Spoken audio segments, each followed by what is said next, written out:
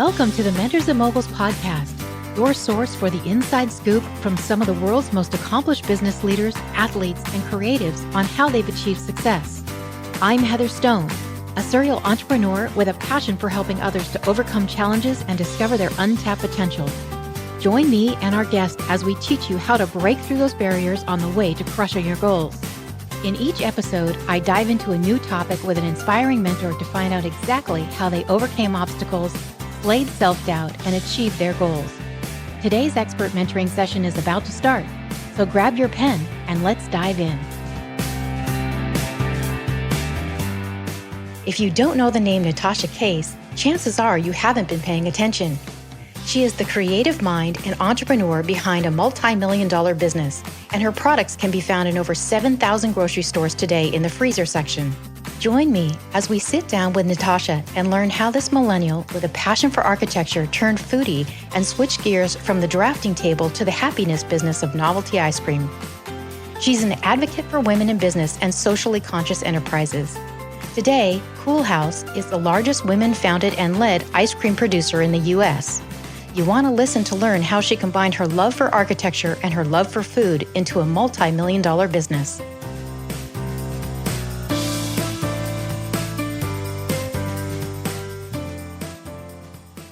I am so happy to have our next guest joining us. Please welcome Natasha Case from Coolhaus. Hi, Natasha. Hi, how's it going? It's going great. All right. Well, we're almost upon 4th of July. I can only imagine what's happening behind the scenes at Coolhaus. Are you ready for the big holiday? Oh, yeah. Summer is, we're born ready for summer in the ice cream world, And it will be interesting to see how things play out this year since the restrictions that many of us are dealing with as far as what ways we can celebrate or not, and how that will influence our food choices, the quantities we eat, how we're consuming them. So I definitely think things will be, a bit different this year. I suspect more actually like a spike in grocery because everyone's eating at home. But we plan to still deliver the same decadent, indulgent, delicious experience that we would no matter quarantine or not. Lovely, lovely. For those that are not familiar with your company, Coolhaus, please share what it's all about. Yeah, so we're a super premium, decadent, very unique ice cream brand that's women-founded and led. We're the largest women-founded and led ice cream brand at grocery. And we're known for our novelties like ice cream sandwiches, and now we have mini sandwiches. We're coming out with cones next year. And, we also do pints in amazing flavors like street cart churro dough and chocolate molten cake, and also have an amazing dairy-free line that we just launched a couple years ago, made from peas, brown rice, and cocoa butter. We do sandwiches and pints and mini cups for that as well. And, we started from ice cream trucks over a decade ago. We kind of revamped a postal truck that was undrivable. And we towed it to the event that we launched at. We towed it with AAA because we found out that if you joined AAA Platinum, you got one free 200-mile tow. So we pretended the truck broke down even though it never drove, and we towed it to the desert. And we launched there, and the brand has really grown ever since. We've grown the truck fleet. We have a flagship scoop shop in Culver City with our new innovation center behind it now, which, by the way, speaking of 4th of July, we have a tie-dye red, white, and blue ice cream that you can get on, Postmates or any delivery apps. Nice. To celebrate. So we do the more unique stuff there. And then we've done the grocery business to about 7,000 stores, everything from your Whole Foods to your Publix and Ralph's. That's amazing. What you've built is amazing. So let's go back to, I know that you've got a background in architecture, a pretty wonderful, lengthy background in architecture. You were at Berkeley, then you went to UCLA for your master's, if I'm not mistaken. Tell me what is architecture and how did you get from architecture into the food world? Well, I really am a believer of combining passions, because then what you end up with is a passion that's even more unique to you, that you can bring unique perspective and execution of ideas to the forefront. And I kind of had come up in design. I think just always was passionate about creativity. Both my parents had creative careers. And I kind of found bringing food into it by accident because I was, for one of my studios, a professor of mine criticized a scale model I had made saying it looked like a layer cake. And I thought, layer cakes are delicious. So why is that a bad thing? And I baked the next iteration of the model as a cake. And I thought, food and design is two things I'll never get tired of. And there's so much white space to explore there. There's so much overlap. We eat with our eyes, and presentation is so huge in food. And certainly when you get into consumer, packaging and telling stories and communicating values through packaging is really important and essential. So, it just seemed like there was lots to go with there. And I started calling this kind of, mixture of food and design for architecture, food plus architecture, and doing different projects under that umbrella, including, kind of these high concept dinner parties and different ideas, really, really thinking of it as almost more like a passionate hobby, art project kind of operating under the radar. And then I met my co-founder, Freya Streller, and my now wife, and, we have 2 kids together.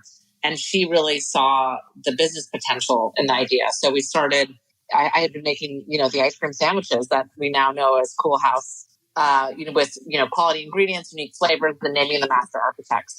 And she really, with her involvement, it really ended up becoming more of a, kind of fleshed out idea and then an actual business. I think that's so cool. When I read about that and saw the unusual names and understood that you named them after architects, I thought that was brilliant. Great marketing right there.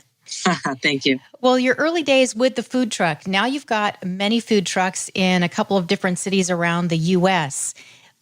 Did you ever think you would be a truck manager, a fleet owner, and a procurer? Yeah, no, I did not see that. But it's funny when you keep leaning into these kind of specializations that are surprises in your career, because it becomes essential to know, you have to understand what you're doing, especially when you build a business from the ground up. So with trucks, it's like, you start with the truck. Well, then the trucks you can afford when you have no money, they fall apart. So you have to fix them, to understand how to fix them and what went wrong and why. You have to understand how to build them better. You have to understand how to make them scalable, so how they really can be built to operate in different cities. So you can understand health codes, and then you have to understand kind of the urban conditions of that city. So there's just more and more you can pile on. And I think, as with anything in your career, everyone brings a unique perspective. So you find that element of it that really speaks to you, and come to know more and come to use that as a channel through which you can, be strategic and come up with cool ideas and problem solve. And so, I never would have expected it, yet I'm so happy to have that kind of truly unique, frame of reference under my wing. And you just never know, how that's going to be applicable. And I think no matter what, just important as someone, as an entrepreneur, as a business owner, to just always be learning. Mm-hmm. That's a very good point. So typically the food industry can be very low margin. It's a mature vertical. And were you intimidated at all to throw your energy behind another food product because it's such a competitive space? I was not, but I think you have to be partially a bit mad, to do it. So I think any rational person would be, for all the reasons that make sense. But for me, I've just always believed so much in the idea and where it can go, and just believe that we're so different and we just have something that no one can replicate. It's weird, there's like the kind of camp, like there's no original idea. And then I'm kind of in the camp, like almost every idea feels original, because how can multiple ideas truly be the same when it's so much about execution and the people who come up with them? So I'm like, we've got something so unique. We've been building a brand through the trucks, especially, which are great for brand awareness, marketing, grassroots, just bringing that kind of grassroots guerrilla vibes to life. So by the time we got to the grocery store, we did have kind of something more to go off of than just being on a shelf. So that certainly did help.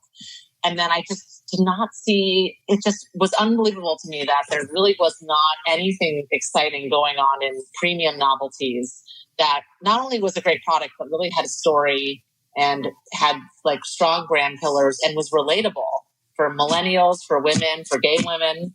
And, let's make something here that speaks to us. Let's be the ones to make what we want. Like, why not just make what you want? I've always been a fan of that. Like, okay, if I make a flavor that I'm wild for, like, I feel like you can kind of use yourself as a barometer of something other people might really like, So kind of build your own destiny in that way. And, it still boggles my mind when I look at the data in grocery stores, how many, kind of white spaces there still are for us to, explore and hopefully take over. And so, yeah, that was just kind of always our North Star. And look, I mean, it always could not work out. You have to be willing to live with that when you're an entrepreneur, but the will to do it and the belief in the vision far outweighed that in this situation. Well, when I saw something on TV, I think you're being interviewed at some point, and I saw dairy-free ice cream sandwich. I had given up. I had given up on ice cream. I'd given up on dairy-free. My whole family can't do dairy. And I went and I bought 5, brought them home. They were gone by midnight. Oh my God. And I said to everyone the next morning, is everybody fine? They said I had no side effects, and when can we have some more? So everywhere I go, I buy 10. And I stock them in the freezer at all time. And sadly, this has been my COVID nightmare, but I just love them. So thanks so much. Why is that sad? That does not sound sad to It's me. sad for That my sounds waistline. like a dream. It's sad for my waistline. No, they're fantastic. So I'd like to help you spread the word. That, first of all, thank you for that. That testimonial was like everything. I mean, that's like, if you're not living for someone responding that way to your product, like, then I don't even know, like, that's like everything for me. So thank you so much. Like, that makes it all worth it.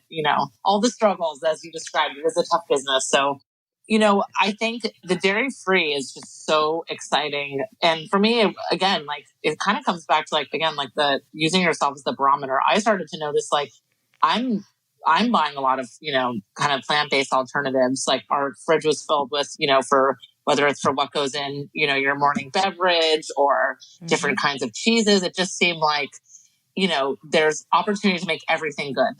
That buying something dairy-free should never be a compromise. So that was our first thing. We're not going to do this unless we can say this is in no way second best to our dairy line. Secondly, if we're going to do it, we're going to do it differently. So, we started looking at different bases for the ice cream, different flavor profiles, and then also bringing it into novelties, as you said, because I think as typically in ice cream, like, the easiest place to innovate is a pint. Right. And it becomes much more difficult when you get into novelties, which would be like cones, bars, sandwiches, etc. Mm-hmm. So we said, we got to break through that novelty space if we're going to do this the Coolhaus way.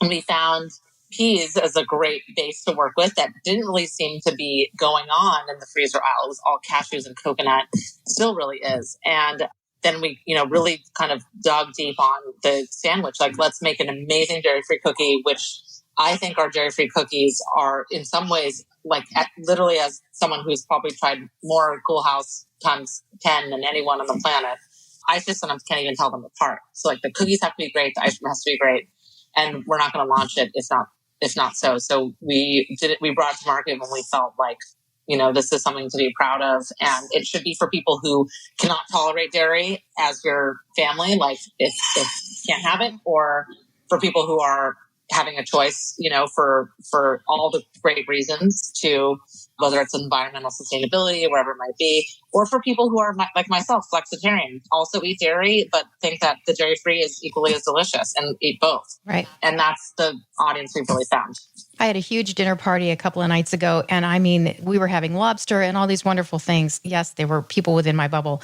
And at the end of it, I gave them a choice, and I cut up your dairy-free Sammys, as you say, and I put an assortment out, and then I put out some very decadent desserts. And I want to tell you, there was not one bite left of the Sammys. They had no idea it was dairy-free, and I mean, you knocked it out of the park. So thank you so much. Amazing. That's awesome. Thank you. Seriously, thank you.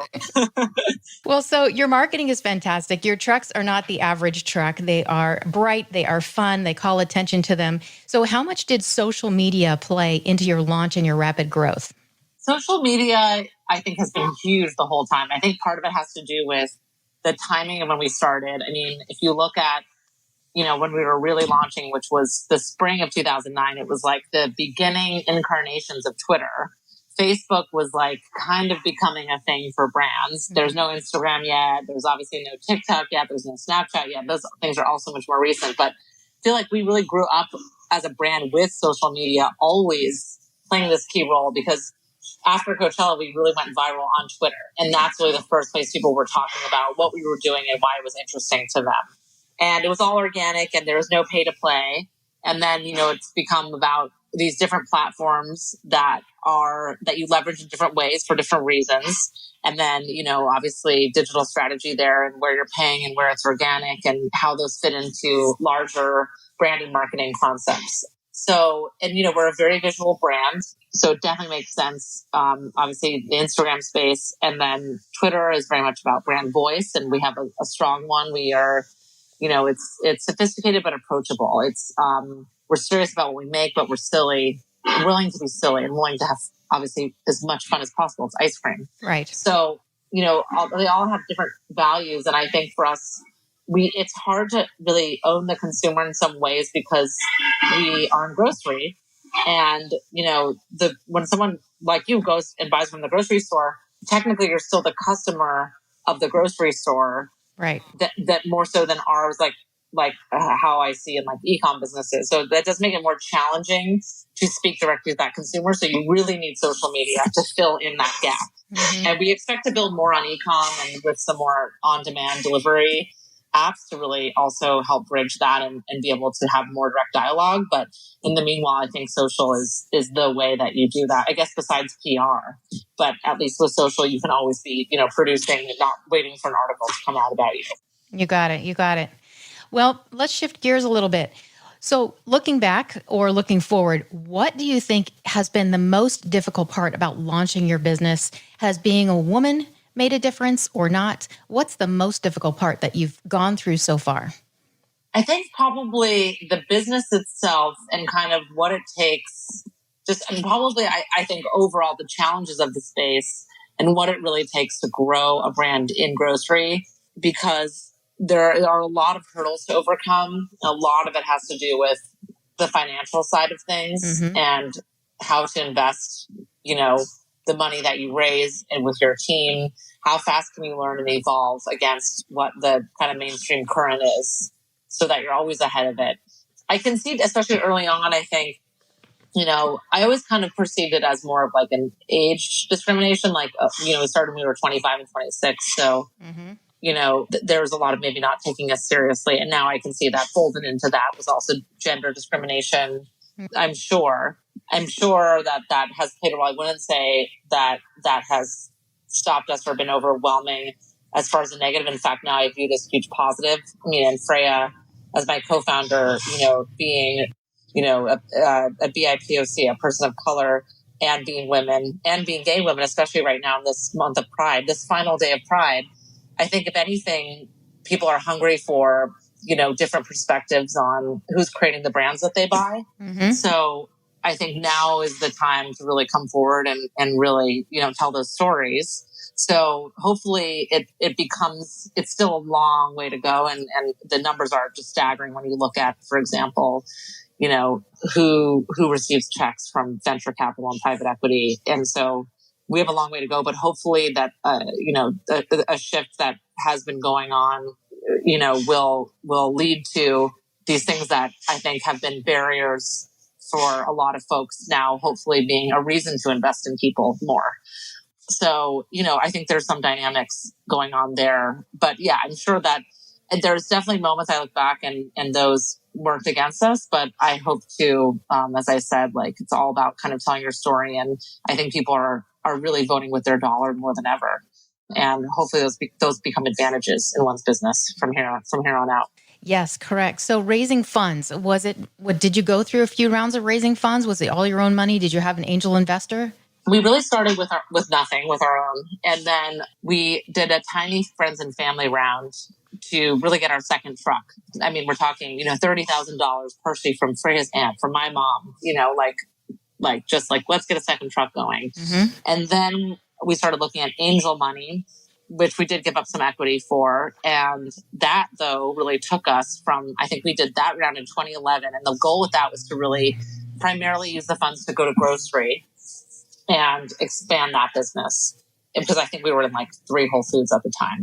And that money lasted us all the way till 2017. Wow. 2017, 2018. We started working with private equity. And then we have done multiple rounds. We have done a Series A and a Series B. So, at this point, we have raised, some pretty significant capital. And that's also been, definitely a the kind of experience that it's now, it's huge and useful to have that, also under my belt as far as having gone through that and what it takes and what it means. So it's good. I feel like I've been part of like a really, scrappy, bootstrapping beginning. And then, Angel is sort of one world. I think it's the deals generally are a bit more relaxed and more simple kind of agreements. And then when you get into private equity, it's way more intricate and complex. And I think you have to be willing to, at that point, you really do have to have a plan for these investors to make money. And that would be, a strategic exit. Exactly right. You've got to tighten up all the loose bolts. They want to see it all presented black and white, very concise. Yeah. All right. Well, we talked about the most challenging part. How about the most rewarding part of your business as of right now? What's been the biggest surprise, maybe the most unexpected part of a rewarding part of your career? I would say the two most rewarding things, I don't know if they're, everything's a surprise, I guess, to some degree, because it's so hard to imagine, how emotionally how it would feel to go through, growing a business like Coolhaus. But I think the biggest rewards are, one, just to have a product that literally exists to bring joy to people. Mm-hmm. And that is what we live for, that with the brand and how awesome that is. And in a way, especially in this moment more than ever, is the time of small, affordable luxuries, that you're talking about, spending $4 to $10 depending on what Coolhaus product you're getting, and I think even less with the mini cups. And can that bring you a really special moment, versus we can't all go on vacation and we can't do those bigger ticket items anyway. So I think that it's great to be something that's, hopefully for everyone or as many people in that way. And then secondly, I really do love what I do, and I think just learning and growing so much all the time. So my days just go. Like, I think my theory is when you're having fun working, you work harder, ironically, than you ever would, because it's fun. So fun and hard work actually are kind of so intertwined. And I'm just grateful for that I don't dread the Monday as it comes around. Like, I get excited. I'm just coming back from maternity leave, and it feels so good to be back doing my thing, with the company. So that I'm really grateful for. As far as what's a surprise in that?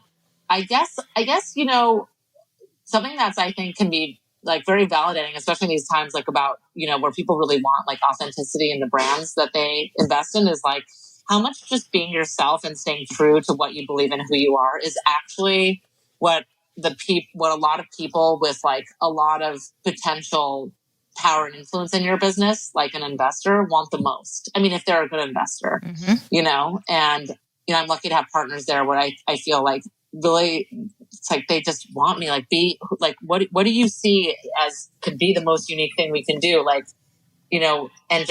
and pushing myself to really stay true to that, instead of feeling like I have to dilute and water down everything I'm saying and doing to please someone else. Especially as a founder, you are there to bring and keep alive the authentic voice. So I guess that's a really reassuring thing about this process, because there's so many influences and so many the world is just buzzing around you, and you just have to find a way to really, hone in on that. Well, you're very lucky that you can be encouraged and inspired and empowered to remain authentic and be a little off the wall. I mean, that's what makes the brand, right? That's what I think of when I think of Coolhaus. So lucky you. I think you hit the major parts of success in a business. You love what you do. You're excited just talking to you. You obviously love what you do, and it's infectious. So I love that.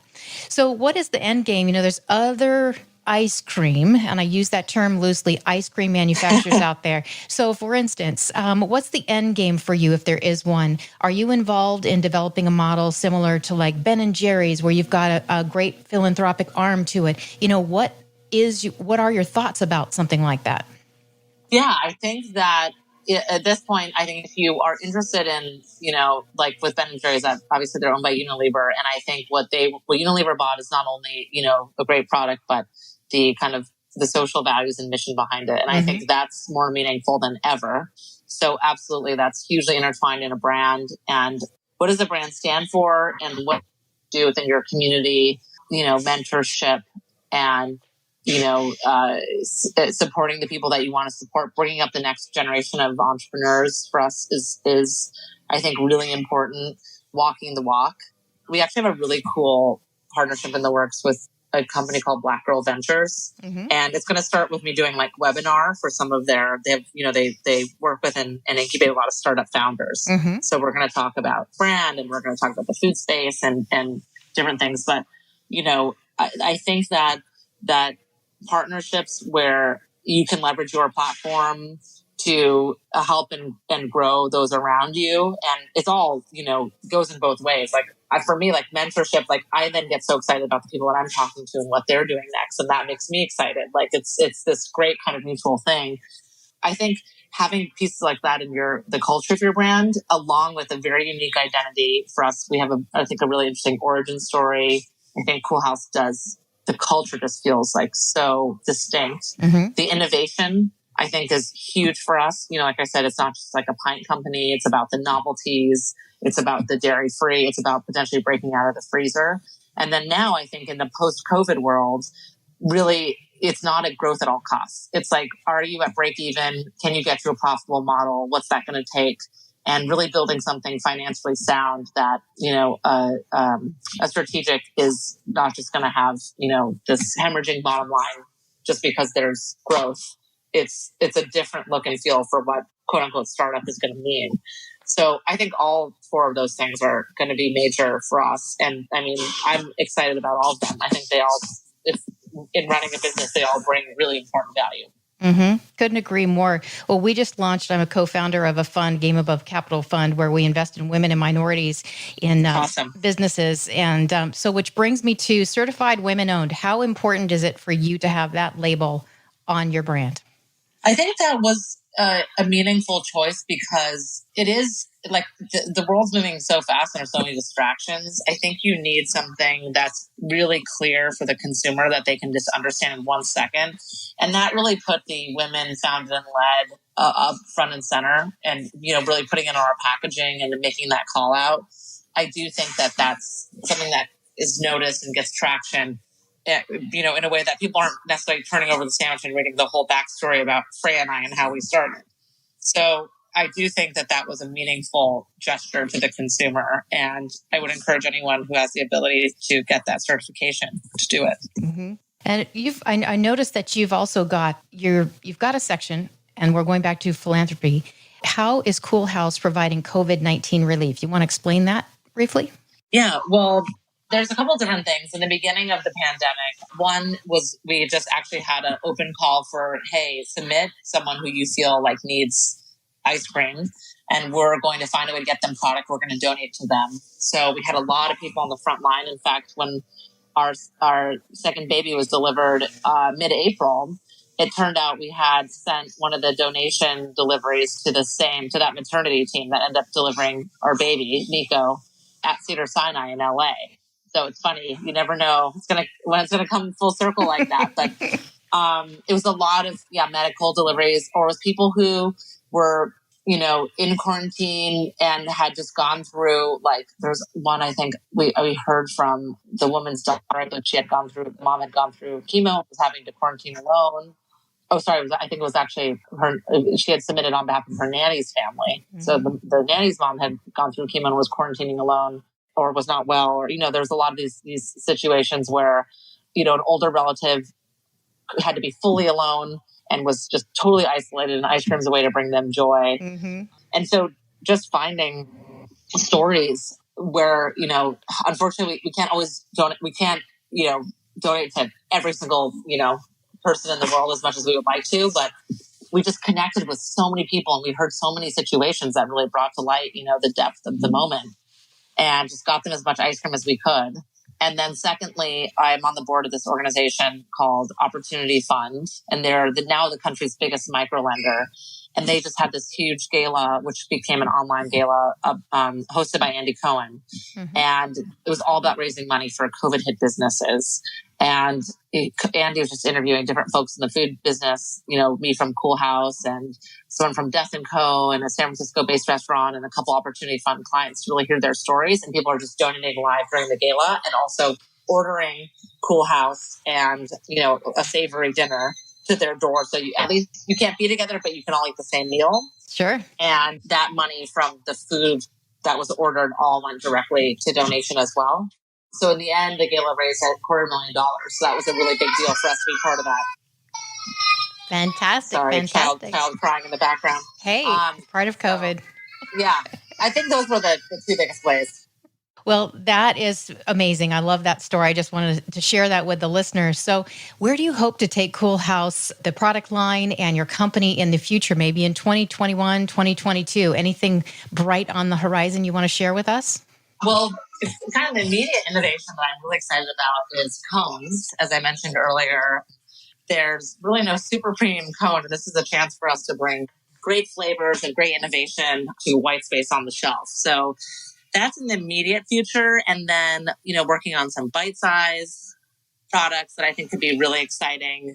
And just working on how we bring our business more to online on demand in this time when we really can't congregate. We can't really do events from the trucks, obviously, like we used to. So how do we really expand the business and open up that horizon with the model we have in place? That's great. That's great. Well, so online, yes, I found that online you can order and ship things to your friends. So where can people find your products? Where can they find things to consume and get addicted just like me?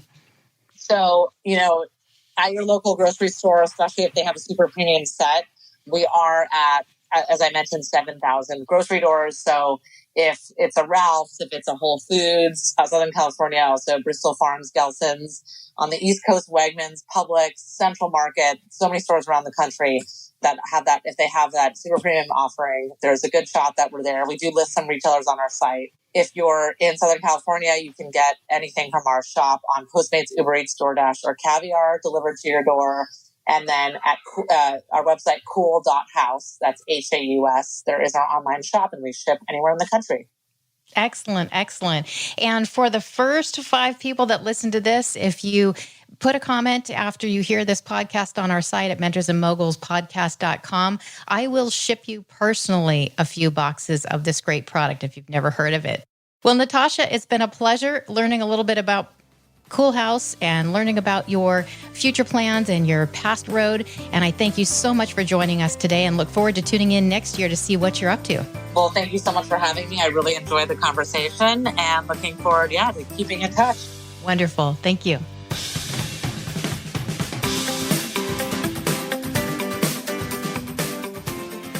That's all for this week. Thank you for listening to the Mentors and Moguls podcast. If you enjoyed this episode, please take a minute to rate and review the Mentors and Moguls podcast wherever you listen to podcasts. You can find bonus video episodes at mentorsandmogulspodcast.com or check out our events page and our blog at heatherrstone.com. Until next time, make it a great day.